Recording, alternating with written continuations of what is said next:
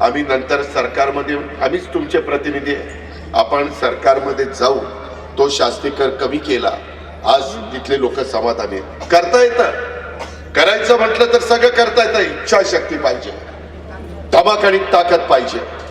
परंतु आज नगरपालिकेला, इतर नगरपालिका झाली तेव्हा काय सांगितलं, 300 कोटी रुपये दिले, देतो, दिला, पैसे दिले. ही कुठली पद्धत?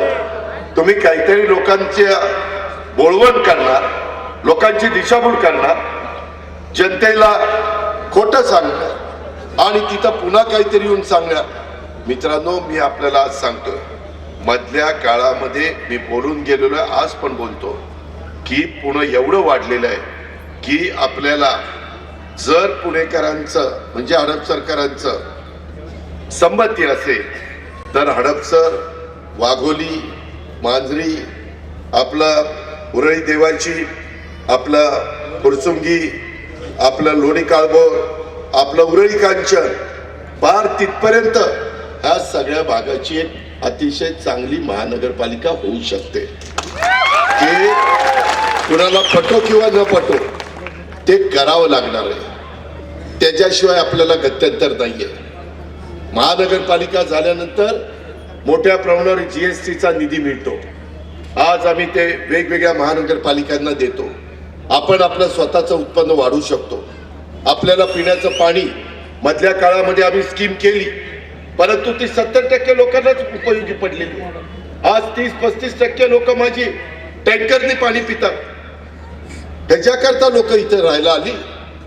जुनी लोक होतीच, परंतु आता कितीतरी लोक बाहेर आली ना, महाराष्ट्रात आली, वेगवेगळ्या जिल्ह्यात आली, माझ्या पुणे जिल्ह्यातल्या वेगवेगळ्या तालुक्यात आलेली आहे. माझ्या बारामतीतली लोक कितीतरी इथं राहतात. तो त्यांचा अधिकार आहे, तो बाबासाहेब आंबेडकरांनी दिलेला आहे. आणि परराज्यातली पण लोक आपल्याकडे येऊन राहतात. बाबांनो, या सगळ्या गोष्टीला मार्ग काढायचा म्हटलं तर आम्ही जसं पिंपरी चिंचवड करून दाखवलं.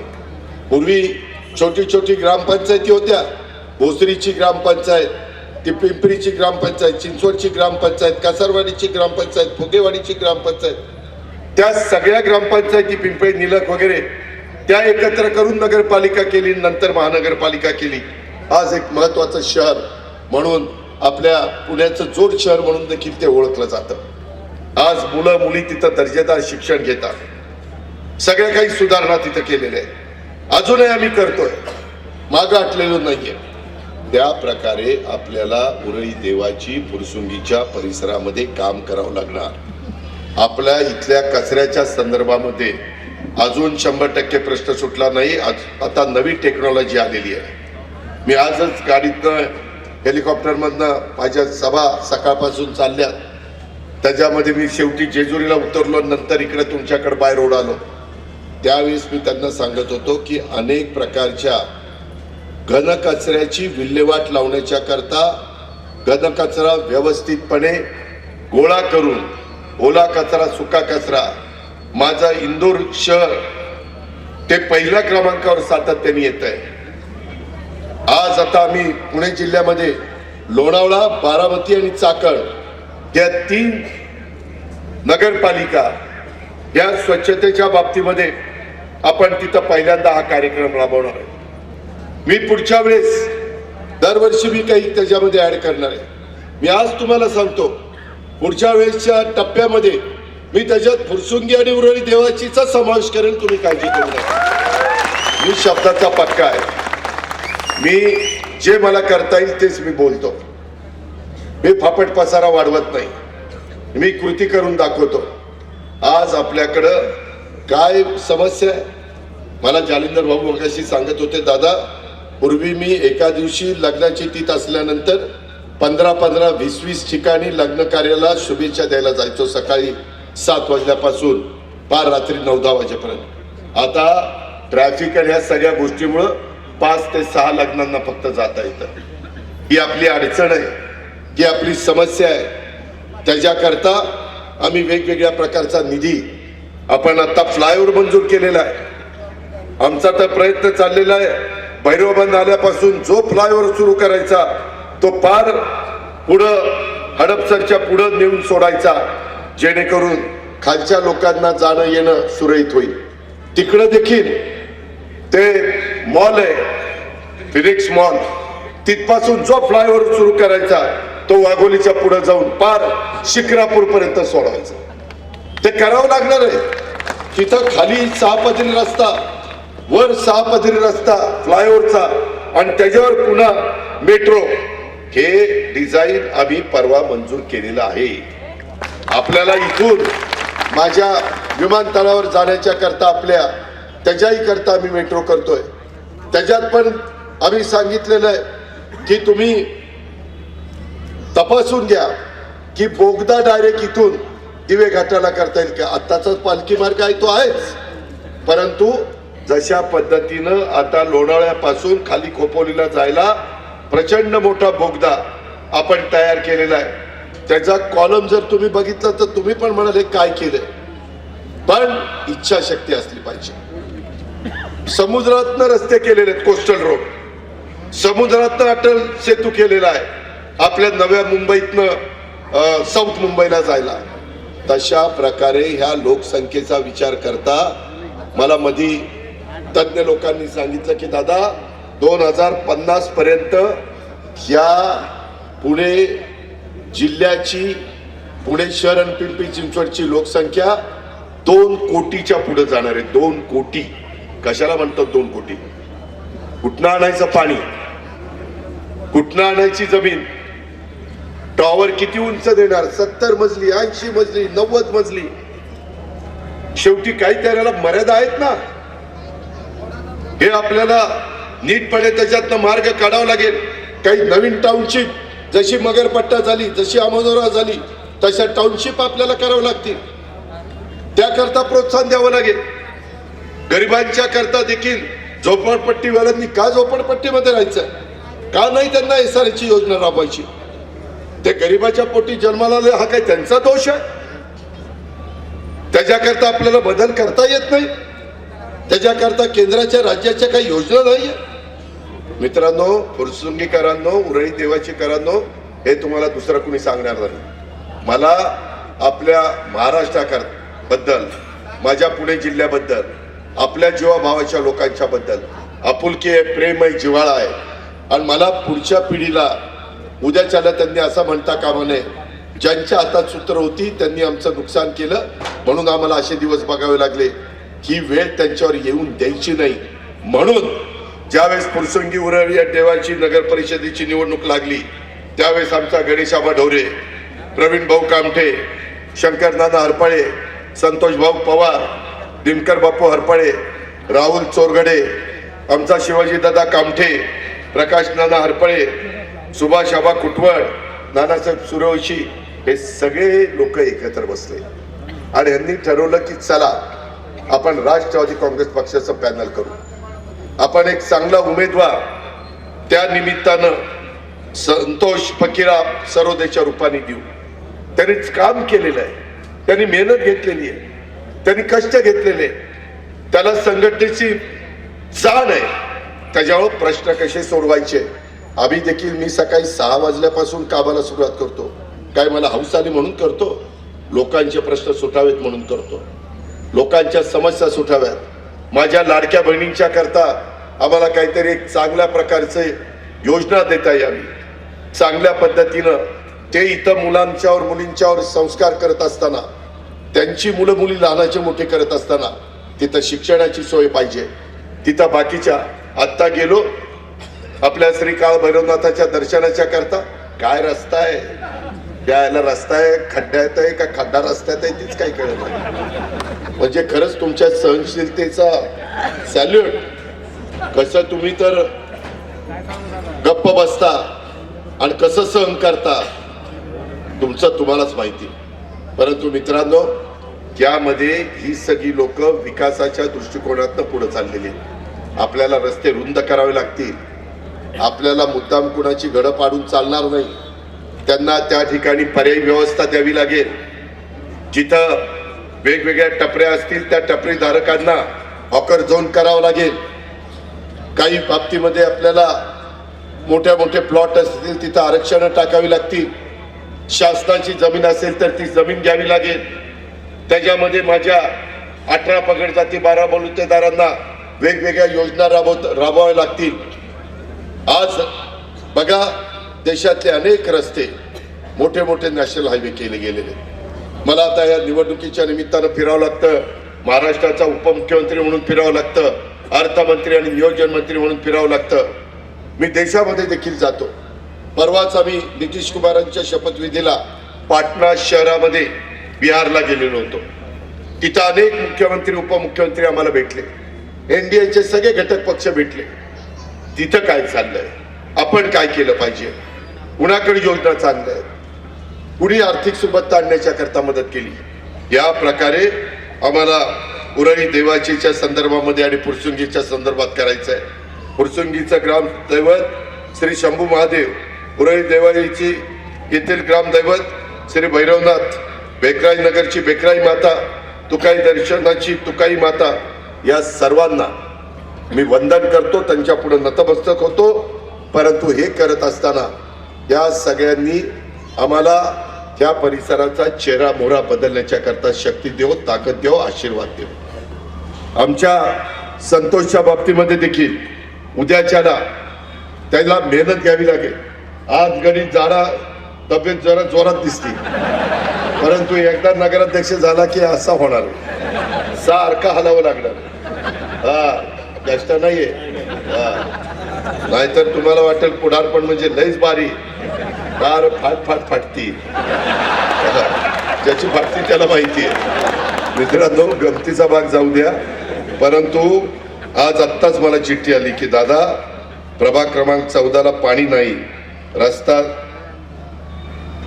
रस्ता नाही. तिथं आमचे दत्ता राऊत आणि शीतल हरपळे हे आमचे उमेदवार त्या बाबतीमध्ये आहेत. मी आत्ताच तिथं विशेषतः प्रशांत विलास भाडळे 15A, सुषमा तात्यासाहेब भाडळे 15B आणि मृणाल मोहन शेवाळे 16A आणि ज्योती राहुल अदमाने 16B यांच्या प्रभागामध्ये उरळी देवाचीच्या परिसरामध्ये जाऊन आलो. काय तिथं अवस्था आहे. आपल्या ग्रामदैवताच्या दर्शनाच्या करता आजूबाजूच्या भागातल्या पंचक्रोशीतली लोक येतात. ते आपलं श्रद्धास्थान आहे. तिथं आपल्याला प्रेरणा मिळते आणि त्याच्यातून इथं अनेक जाती धर्माचे लोक राहतात. इथं चांगल्या स्मशानभूमीची गरज आहे, इथं दफनभूमीची गरज आहे. प्रत्येकाला आपल्या जातीप्रमाणे, धर्माप्रमाणे, पंथाप्रमाणे अंत्यविधी करावा लागतो, दफन करावं लागतं. ते करण्याच्या करता या सगळ्या गोष्टी दिल्या पाहिजेत, त्याच्याशिवाय गत्यंतर नाही. पण हे सगळं करण्याच्या करता ह्या सगळ्यांच्या मागे कुणाची ताकद आहे ते बघा तुम्ही. आज आम्ही 35 वर्षाच्या राजकीय जीवनामध्ये अनेक गोष्टी केल्या. उद्याच्याला आणखीन कुठला निधी आणायचा म्हटलं तर आम्ही दिल्लीमध्ये जाऊ शकतो, तिथून निधी आणू शकतो. राज्य सरकारचा निधी आम्ही आमच्या सहकाऱ्यांना त्या ठिकाणी संतोष आणि बाकीच्या सगळ्यांना देऊ शकतो. या सगळ्या आमच्या गिरीश कैलास ढोरे, स्नेहाताई सचिन हरपळे, उषाताई कैलास ढोरे, सचिन नंदकुमार हरपळे, स्नेहल रामचंद्र जंजाळ, सचिन राजचंद देवकाते, संभाजी कोंडीबा रोकडे, स्नेहल योगेश कामठे, स्वाती लक्ष्मण अडाळे, ओंकार मचिंद्र कामठे, हे तर सीए. काही अक्षर वडील सीए क्वालिफिकेशन असणारी लोक आम्ही तुम्हाला दिलेले, उच्च शिक्षण घेतलेली लोक दिलेले. अमोल अमृत हरपळे, वंदना विलास पुणेकर, निखिल मनोहर सरोदे, कांचन प्रशांत हरपळे, पल्लवी शरद हरपळे, प्रवीण तानाजी हरपळे, उज्ज्वला सूर्यकांत गिरी गोसावी, गणेश बाळासाहेब ढोरे, सुकन्या प्रकाश शेवाळे, अमित शंकर हरपळे, प्राची चंद्रकांत ढमाळ, अजिंक्य शिवाजीराव ढमाळ, आमचे अमोल मारुतराव कापरे, प्राची शिवप्रसाद शितोळे देशमुख, चंद्रकांत धोंडीबा ढमाळ, भावना अजिंक्य ढमाळ, शीतल अमित हरपळे, पांडुरंग दत्तात्रय पांडुरंग राऊत, प्रशांत पाडळे, सुषमाताई, मृणालताई, ज्योतिताई मगाशी नावं घेतली. हे सगळे उत्तम उमेदवार देण्याचा प्रयत्न केला. आम्हाला विश्वास आहे की हे तुमचं जे काही प्रश्न आहेत 32 आणि 33 अशा पद्धतीचे हे सगळे उमेदवार तुमच्या भागातले प्रश्न सोडवण्याच्या करता प्रयत्न करतील. जे प्रश्न त्यांच्याकडनं सोडणार नाही ते आमच्या चेतन पाटीलांना तुपेंना सांगतील की तिथं मांडा सभागृहात, तिथं आमच्याबद्दल आवाज उठवा. चेतन पाटील देखील अतिशय व्यवस्थितपणे सभागृहामध्ये मुद्दे मांडतात, मुद्दे सुद्धा मांडतात. त्यांच्या मुद्दे मांडल्यानंतर त्याच्यामध्ये लक्ष घातलं गेलं पाहिजे अशा प्रकारे साहजिकच मंत्र्याला वाटतं. त्याचा आपण उपयोग करून घेऊ. त्याच्यामध्ये मी तुमचा पालकमंत्री आहे, हे सगळे माझे सहकारी संतोष आणि बाकीचे माझा उपयोग करून घेतील. हे सगळे माझे जीवाभावाचे सहकारी, त्याच्यामध्ये कुठली अडचण येणार नाही. मी दर आठवड्याला पुण्यामध्ये असतो. मी सगळ्या अधिकारी वर्गाची मीटिंग त्या पुण्याला सर्किट हाऊसला किंवा विभागीय कार्यालयाला घेऊ शकतो. त्याच्यामध्ये आपले पण जे काही महाराष्ट्र जीवन प्राधिकरणामध्ये पाण्याची योजना केली तिथं वाढीव पाणी पुरवठ्याच्या करता आपल्याला पुढे निर्णय घ्यावे लागतील. त्याकरता मला तुम्हाला मदत करावी लागेल. जे सगळ्या गोष्टी आहेत, आज घरकुलाचा कार्यक्रम तो राबवावा लागणार आहे. कुठं आमच्या शासनाच्या जमिनी असतील तर त्या जमिनी गरिबाच्या करता उपलब्ध करून द्याव्या लागतील. अशा पद्धतीनं बाबांनो आपण हे सगळी कामं करण्याच्या करता एकमेकाला सहकार्य करू ही माझी तुम्हाला सगळ्यांना आग्रहाची विनंती आहे. पुणे महानगरपालिकेमध्ये राष्ट्रवादी काँग्रेस पक्षाचे ज्यावेळेस माझ्या विचाराची लोक होती तेव्हा सुरुवातीला पाणी योजनेच्या करता मी 25 कोटी रुपये ह्या परिसराला द्यायला लावले होते. त्याची सुरुवात केली. कालांतराने सत्ता बदलली आणि मग जे लोकप्रतिनिधींनी पैसे आणले तर लगेच मी केलं अरे घरातले पैसे असं काही करून सांगतात. पद येतात पद जातात, खोटं बोल पण रेटून बोल, हे काही लोकांचा कामाची पद्धत आहे. मित्रांनो, येथील स्थानिक लोकांची दुविधा मनस्थिती आहे महानगरपालिका का नगर परिषद, परंतु निर्णय झाला होता भविष्यात त्यावर काम करून महानगरपालिका कशी होईल त्याचा उल्लेख मी केला आहे. मी लोकशाही मानणारा कार्यकर्ता. इथल्या फुरसुंगीचं उरळी देवाचीचं बहुसंख्य लोकांचं म्हणणं असेल नाही आमची नगर परिषद ठेवा. योग्य सांगायचं काम आम्ही करणार. ऐकायचं नाही ऐकायचं हे शेवटी तुमचा अधिकार आहे. आम्ही तो शिनून घेणार नाही, हिसकावून घेणार नाही. कारण तुम्ही मतदार राजा, तुम्हाला या भागामध्ये राहायचंय, तुम्हाला या भागामध्ये तुमच्या मुलांना मुलींना मोठं करायचं आहे, त्यांच्यावर संस्कार करायचे. आणि म्हणून या ठिकाणी होणाऱ्या टीपी स्कीम, या स्कीमचं पण शेतकऱ्यांची मागणी होती की महानगरपालिका यांनी विकसित करावी. अहमदाबादला, गुजरातमध्ये अशा प्रकारच्या टीपी स्कीम केल्या जातात. त्याच्यातून तिथलं शहराचा चेहरामोहरा बदलत चाललेला आहे.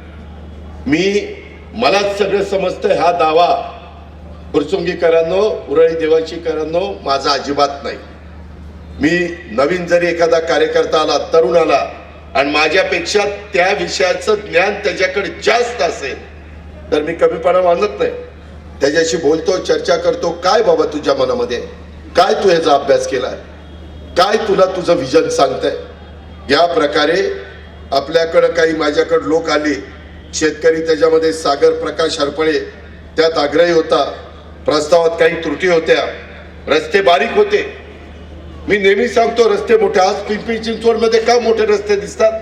त्यावेळेस मी हट्टीपणा केला म्हणून तुमचा जुने पुणे मुंबई रस्ता तो अवघा 2 पदरी होता, आता 8 पदरी झालाय. माणूस इकडनं दापोलीमधनं शिरला की कधी निगडीला पोचतो त्याला कळतच नाही. अशा पद्धतीनं कामं करायची असतात.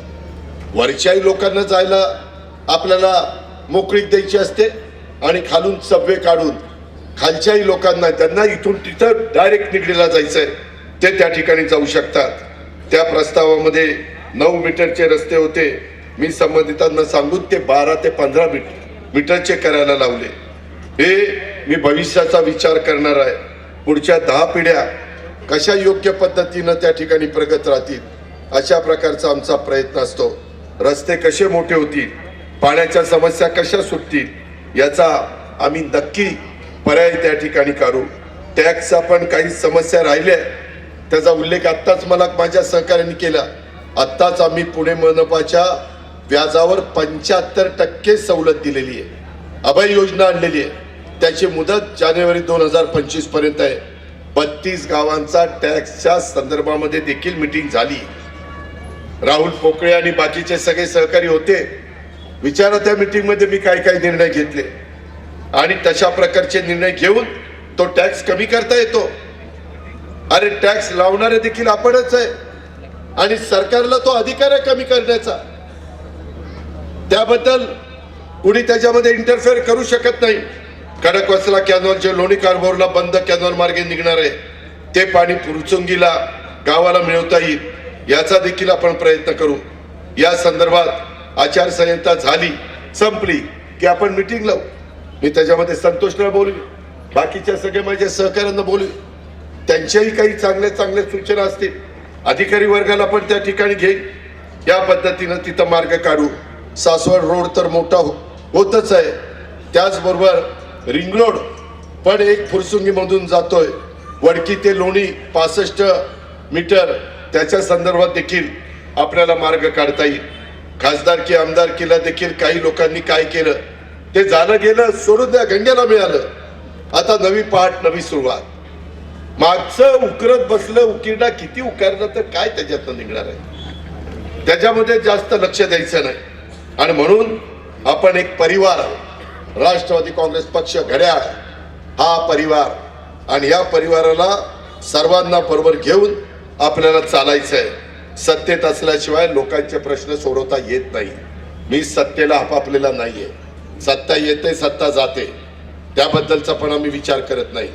परंतु आज मी सरकारमध्ये म्हणून माझ्या जिल्ह्याला मी काही देऊ शकतो, राज्याला मी काही देऊ शकतो, विकासाचे प्रश्न सोडू शकतो, माझ्या लाडक्या बहिणींना मी काही देऊ शकतो, माझ्या दिव्यांगांना मी काही देऊ शकतो, माझ्या शेतकऱ्याला, माझ्या बळीराजाला, माझ्या लाखाच्या पोशिंद्याला मी काही देऊ शकतो. तरुण तरुणींच्या करता CIIT आणले. प्रत्येक जिल्ह्यामध्ये आम्ही करतोय. आपलंही काम चाललेलं आहे. दरवर्षी 7,000 विद्यार्थिनी आपल्या 36 जिल्ह्यात बाहेर पडणार आहे.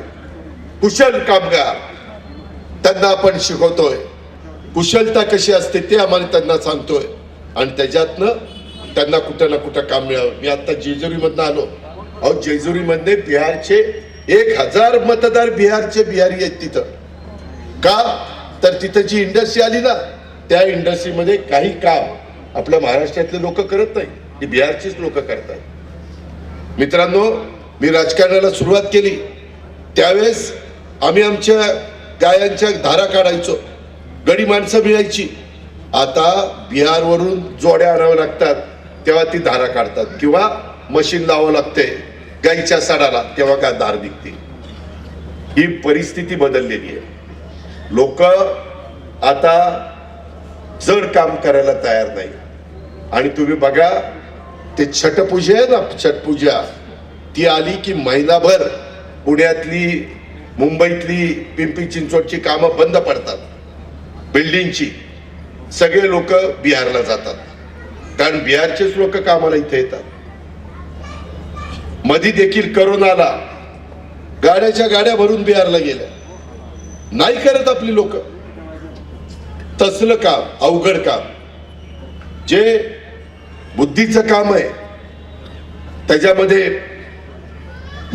त्याच्यात ज्ञानाचं जे काम आहे ते करतात.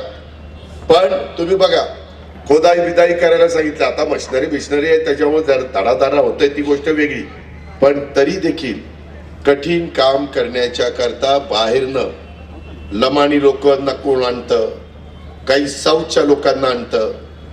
ते भात आणि काही सारखा काहीतरी असतं बघा ते त्या ठिकाणी त्यांचा आहार आहे.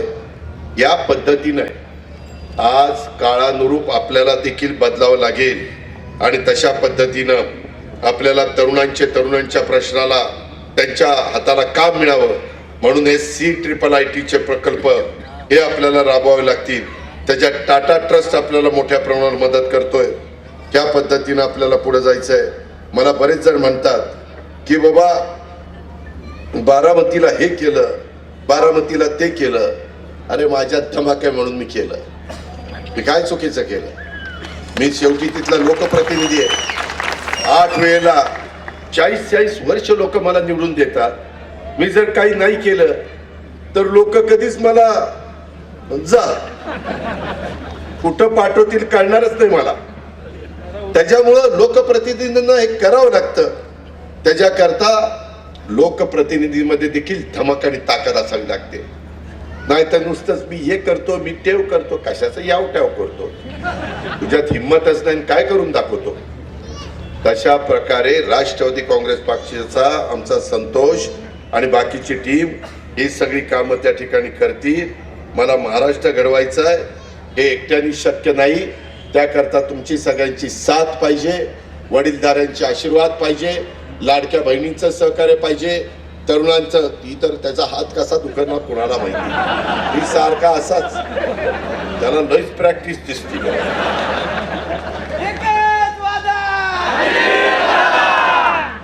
मित्रांनो, मला एवढंच सांगायचं की चांगली कामं आम्ही आमच्या भागामध्ये पिंपरी चिंचवडमध्ये करून दाखवलेली आहे.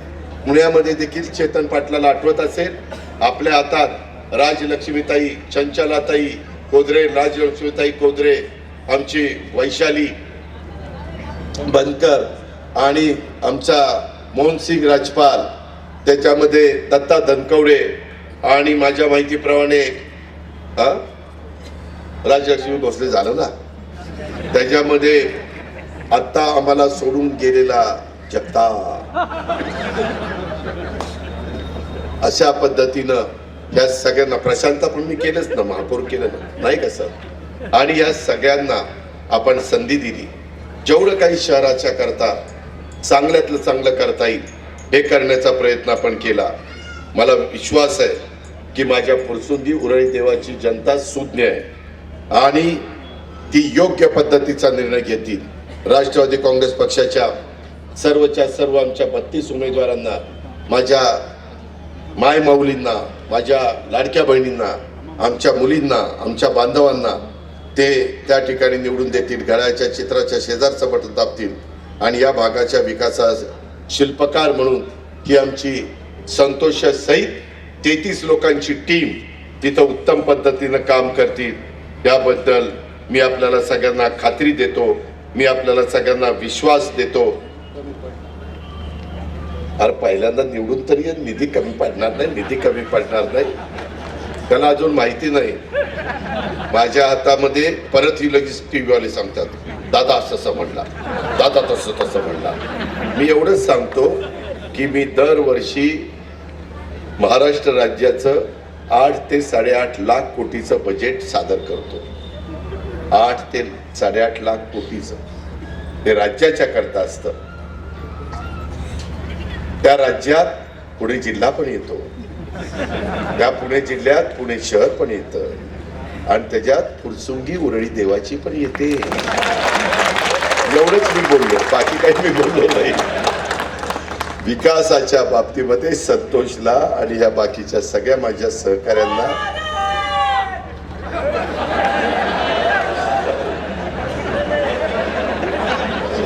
एखादा भाव चढून जायचं. मित्रांनो, हा त्याचा उत्साह आहे, हा त्याचा जोश आहे आणि ह्याच आमच्या कार्यकर्त्यांच्या उत्साहाच्या जोरावर आम्हाला स्फूर्ती मिळते, प्रेरणा मिळते. अजून जोमाने काम करावं, अजून लोकांचे प्रश्न सोडवावे.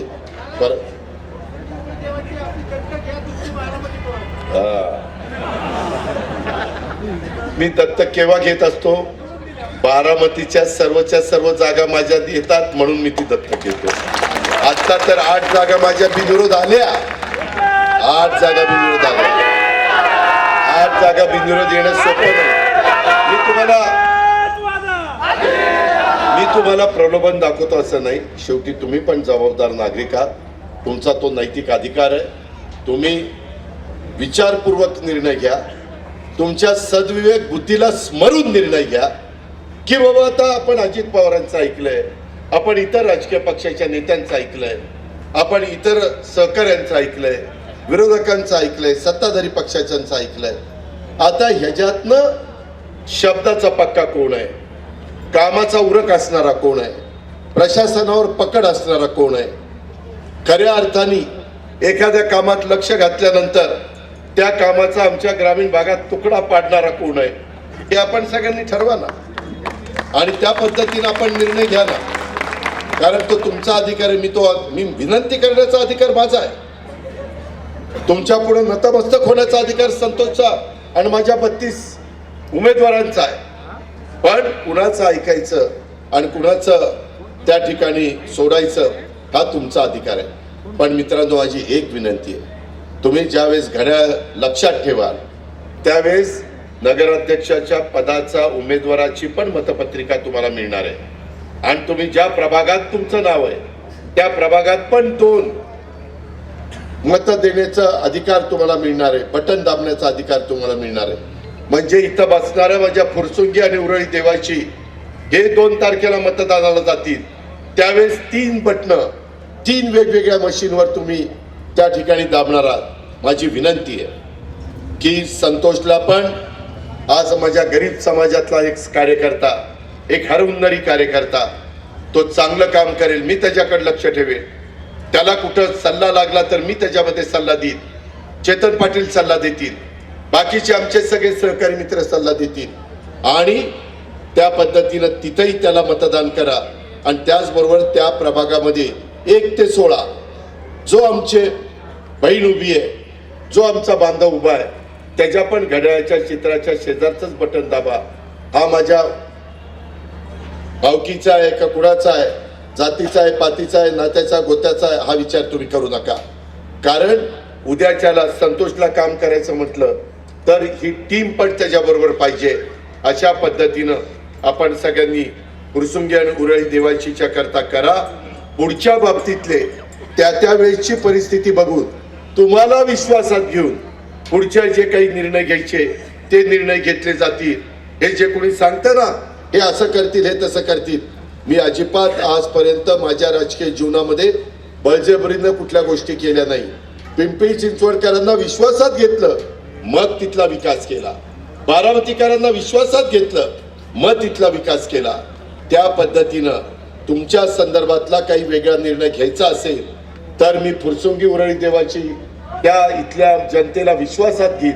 मला एक गोष्ट माहिती आहे, 100% सगळ्यांना ते मान्य असेल अशातला दावा नाही, परंतु लोकशाहीमध्ये बहुमताला महत्व असतं. त्या बहुमताचा मी आदर करेन. जे बाबासाहेब आंबेडकरांनी आपल्याला अधिकार दिलाय, जे शिवशाहू फुले आंबेडकरांनी आपल्याला शिकवलंय, त्या पद्धतीनं मी आणि माझे सहकारी पुढे जाऊ याबद्दलची खात्री मी माझ्या सर्व फुरसुंगीकरांना आणि माझ्या सहकारी मित्रांना त्या बाबतीमध्ये देईल. मित्रांनो, इतर पण बाबी आहेत. आर्टिफिशियल इंटेलिजन्स, AI चा वापर, कृत्रिम बुद्धिमत्ता, ह्या सगळ्या गोष्टी आता सुरू झालेल्या आहेत.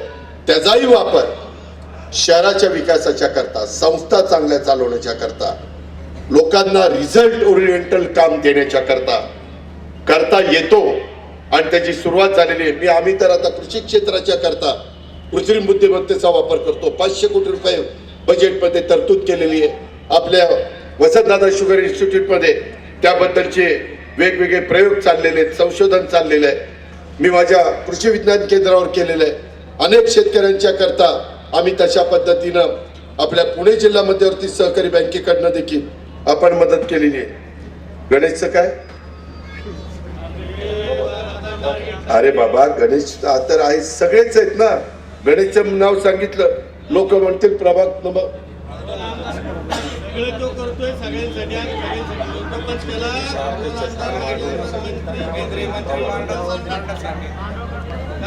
मी तुम्हाला सांगतो की मी कुणी मोठे मंत्री आले, मी जरी उद्या कुठल्या वॉर्डात येऊन बसलो आणि तुम्ही ठरवलं की तुम्हाला पाहिजे तेच करायचं, तर मी तिथं बसून काय उपयोग आहे? काही उपयोग नाही.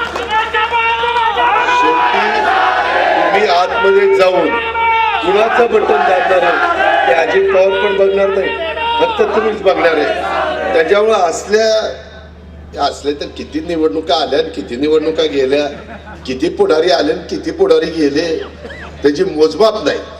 त्याच्यामुळे गणेश, तुझ्या नावातच गणेश आहे. गणपती बाप्पा मोरया, पुढच्या वर्षी लवकर या. तुझं काम एक हरहुन्नरी कार्यकर्ता आहे, तुझं काम चोख आहे. आज ही सगळी घडी बसवण्याच्या करता तुझं मोठं योगदान आहे, हे आम्हाला कोणाला विसरता येणार नाही, नाकारता येणार नाही. आणि आमच्या सगळ्यांचे आशीर्वाद, आमच्या लाडक्या बहिणीचा भरभक्कम पाठिंबा, माझ्या तरुणांचा भरभक्कम पाठिंबा आणि वडीलधाऱ्यांचा भरभक्कम पाठिंबा हा तुझ्या पाठीशी आहे. वर्ण पण देव बघतोय, काय काळजी करू नको. असे किती पण लोक येतील, किती पण लोक जातील, पण शेवटी ही समोर बसलेली जनता जनार्दन सर्वस्व आहे. आणि ते जोपर्यंत आपल्या पाठीशी आहे तोपर्यंत कुणाच्या बाला घाबरण्याचं कारण नाही. ही गोष्ट आपण सगळ्यांनी, एक मिनिट, मी बाला म्हटलं, नाहीतर म्हणतील अजित पवारांनी बाप काढला. आम्ही बा पांडुरंगाला पण आपण बा पांडुरंग म्हणतो की नाही. आणि फार तर ह्यांना कळण्याकरता आम्ही कुणाच्या वडिलांना घाबरणार नाही. खास मीडिया करता, खास उच्च विभूषित लोकांच्या करता. अरे आम्ही ग्रामीण भागातून आलेले कार्यकर्ते आहोत आणि त्याच्यामुळे आमची गावची भाषा, शहरी भाषा अशी सगळी एकत्र करून आम्ही पुढे जात असतो. म्हणूनच इथपर्यंत पोहोचलोय. तर त्याच्यामुळं आपण, काय झालं आता तुला,